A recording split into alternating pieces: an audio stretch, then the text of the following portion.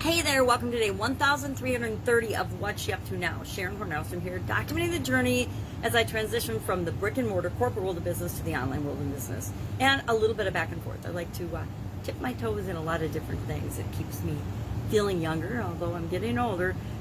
It gives me something to work on. It keeps me moving forward toward the goals and objectives that I've set for my life. Now today, I am thinking about feeling inferior. And when we feel inferior, when we feel less than, when we feel not good enough, when we feel like other people are better than we are, when we, heaven forbid, compare ourselves to others. And as much as I like to think I don't do that, I got a huge wake-up call to that when I came to the online world. In 2017, I joined ClickFunnels organization. I had virtually no online experience, none whatsoever. I think I had a Facebook account for a few years, but for the most part, didn't really do much online. And what I did do online, I didn't do right. So I joined the ClickFunnels organization, became a certified ClickFunnels funnel builder, which I've built funnels with other people, but never for them as a hired service or as an agency or anything, because that's not why I joined ClickFunnels. I joined ClickFunnels so I could learn the process of how to build an online business and how to get online. And had I done that and stuck to that and followed that and taken that straight line path, I suspect that I would have been light years ahead of where I personally think that I am now on my journey of where I want to be, from where I am to where I want to be.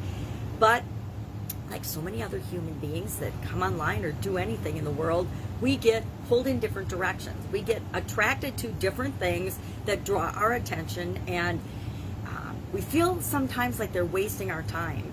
But we study and we learn and we look at things and we keep moving before we actually take action and do things, because we don't feel ready. We don't feel good enough. And I'd love to say I'm one of those people that just jumps right in. And for some things, I jump right in. Other things, nope. It takes me a process to build up my courage to actually take action and do something. Now, I think the older I get, the better I get at taking action, seeing something, figuring it out, and then just starting to do it, because I've learned that you can plan till you turn blue in the face, but something's still going to go wrong. I've never met anyone who had a plan and absolutely everything went textbook and step by step according to that plan, especially when it involves anything in the real world, right? In theory and in school, in college, we would plan out, we would do projects, and we would plan to check act different scenarios that happen, and then we would lay them out for our professors or at work. I used to do what ifs for one of my bosses that drove me insane, because we never ever once implemented any of these what if scenarios that he had us do, all the department heads. And we would plan them all out, and something would inevitably happen that would blow the whole plan up, or blow a major portion of the plan up, and we had to go back to the drawing board and start over and redo the plan. That's just inherent in life. Look at COVID-19. If you didn't believe that and you hadn't experienced that, and I believe there's some people that have led their life blessed and unscathed up to 2020, and I believe that 2020 probably in some way, shape, or form impacted almost every person on the planet. I'm sure animals as well, but let's just talk about people. We were hugely impacted, and some of us less than others. Like, I had already been on a journey for 2 years to simplify and separate my life because of personal reasons, personal challenges. I have vision challenges, and so you see me using my magnifying glass all the time to see a little bit, but I had already been doing that. So when COVID hit, this is kind of selfish, but it sort of felt like everybody else joined my not so super fun party, and we were all in the same boat. Not just me feeling sorry for myself, figuring stuff out because I had to do things differently than I ever had before. Now everybody was having to figure these things out, and for a shorter term, temporary way. Some things have changed forever, right? Some things will have changed forever due to the way, not because of the pandemic itself and the illness itself, but because of the way it was dealt with and handled and manipulated. Some things will be different forever until we all go back to thinking for ourselves and doing what's right for each of us on an individual basis versus looking for someone to tell us what's right. Again, not a topic I'm even going to get into, but it's just sometimes you sit back and you watch the insanity and you just take a deep breath and sigh and wonder, what the heck are people doing and thinking? And not judging, just wondering and curious about what the heck are people doing and thinking? Are they really going to, change and destroy the greatest country in the world for their own selfish reasons, for their own power, for their own manipulation, for their own greed? Because that's what it all boils down to. Again, I'm talking about it, and I'm not even paying attention to it. Okay, so our annual challenge today was from Eleanor Roosevelt, one of my favorite quotes. I love this quote. No one can make you feel inferior without your consent. And again, it's been used time and time again in sayings and writings and movies, and it's because it's true. We forget that only we are in charge of our feelings and our emotions and our thoughts. Believe it or not, yeah, people can mind F us and mind control us and propagandize us, but ultimately, it is up to us to choose what we're going to pay attention to, choose what we're going to think, see, hear, feel, smell, taste, touch. It's up to us, right? At least the vast majority of us. If you're being tortured, please ignore what I'm saying right now. But otherwise, we have the free will. We have the mental capability to decide what we're going to listen to, who we're going to believe, what we're going to feel, what we're going to think. And when we give that to other people, we're absolutely positively giving away our personal power, which is the one true thing that we have, is the ability to be ourselves, choose for ourselves, decide for ourselves. So I love that one. No one can make you feel inferior without your consent. And I guess that's what got me to thinking about the whole inferior, superior, and there's a lot of that nonsense. We've learned it from the time we were little bitty kids. You go to school and there's a bully on the playground, or there's a bully in your class, or there's a bully at your job or in your work, somebody that thinks that they can use you as a punching bag or put you down or belittle you. I'm trying to think if, I'm sure there's people I know that have not succumbed to bullies or been bullied, but I don't know that I know anybody that hasn't been in some way, shape, or form harassed, put down, degraded, bullied, treated poorly. And it doesn't have anything to do with them personally. It's got to do with the person that's doing that behavior, right?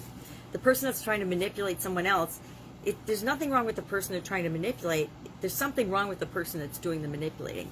There's nothing wrong with the person that's being bullied. The thing is wrong with the person that's doing the bullying. So, and I have my own theories on why people bully. You only bully when there's something missing in you. You don't bully or harm or belittle other people if you love yourself and feel okay about yourself and know that you're an awesome human being, no matter what our differences. Guess what? Every single human being on this planet is different. I have my totally weird idiosyncrasies, just like everybody else does, right? And that's what makes the world an awesome and amazing and incredible place, is that we're all different, and we can love each other for our differences, just like we love each other for our similarities. So don't let anybody make you feel inferior. Remember, nobody can make you do, feel, think anything unless you let them. You have to give people consent to brainwash you, right? Unless, again, you're being tortured and in captivity and forced to be restrained and are inundated with things. We can not turn on the TV, right? We don't have to listen to the media. We can stay off social media. I actually remember before there was social media, and I seemed to survive my life pretty happily, just fine, without knowing what everybody on the planet was eating for breakfast, or what cats were doing funny things, or what babies were doing funny things. I got by just fine, and I'm sure you did too. So remember, and also keep in mind that what we see online is it's just like television and movies. It's a little snapshot and piece of what people want us to see, what story they want to tell us, and what they want to show us.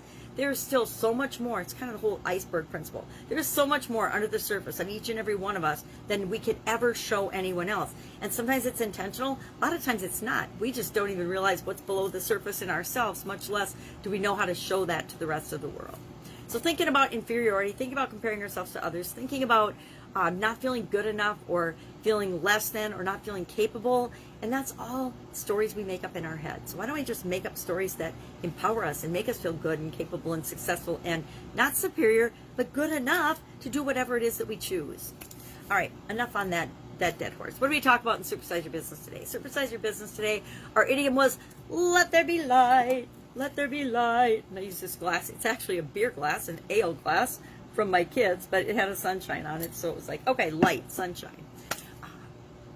And I didn't really know where to go with that, but for some reason I decided I would talk about the 15 core strategies to build and grow and supersize your business. And there's, you know, again, like any list, we could make lists of anything. We could make the top 5. We could do 15 core. We can do 1,001 ways to supersize and grow and expand your business, right? But I just shared 15 ideas, and it's since I joined the online world, because a couple of them would never have made the list, because 5 years ago, I didn't even know what they were. I didn't really know what a sales funnel was 5 years ago. I didn't really know what a webinar was 5 years ago. So they wouldn't have made my list. But nowadays they make my list, because a sales funnel is just simply a sales process. How do you do your sales? And you want to know the process of the most successful salespeople in your organization, so that you can repeat that with everybody else. And then you can expand and grow and continually improve that sales process.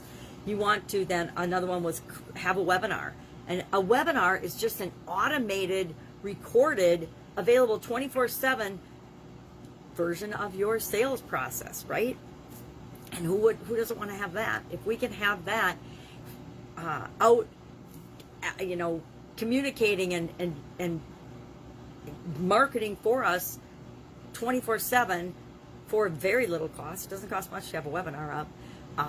Why would we not do that? It's much cheaper than any salesperson we would ever have, and will probably attract more business to us that we would never find otherwise, even with cold calling and other strategies that people use. So we talked about 15 different ways to do that. And there really are, you know, people, and there literally are infinite possibilities of how we can expand and grow our business. And there's millions of different ways that people have and continue to do it. But when you break all those down and cluster them, there's core strategies that work time and time again. You can try franchising. You can do strategic partnerships. You can look for new opportunities. You can research your competition. You can look at other industries and find out what they're doing and apply it to your industry. You can do international expansion. You can diversify your offer lineup. All these things are been around for a long time. Been around since people have been starting businesses, right? So nothing really new, but there's millions of people out complicating the process, selling the process, marketing the process in different ways to draw in and to attract and to serve the people that they're here to serve. It's all good, right? It's all as it should be. So that was our idiom for today. And I suppose it's a stretch to get from let there be light to how do you know, what are the core strategies and the core ways to supersize your business? But that is apparently how my mind works, how my brain works. So that's where I went with it today. I'm sure there's other ways I could have gone. I could have gone with light and attention and how do you lighten up your business in your life. Maybe we'll do that another day. Maybe we'll see the light and we'll figure out ways to make our businesses more fun. I don't know about you, but through the years, some of my businesses have been awesome and stupendous and fun from the get-go. All work, all challenging, right? But some have been a lot more fun than others. And a lot of that was on me, right? A lot of it was the way I was looking at the business, the situation, what was going on, the people involved, the processes we did or didn't have. And as I changed and got better and grew and figured more things out, my businesses became more and more and more fun.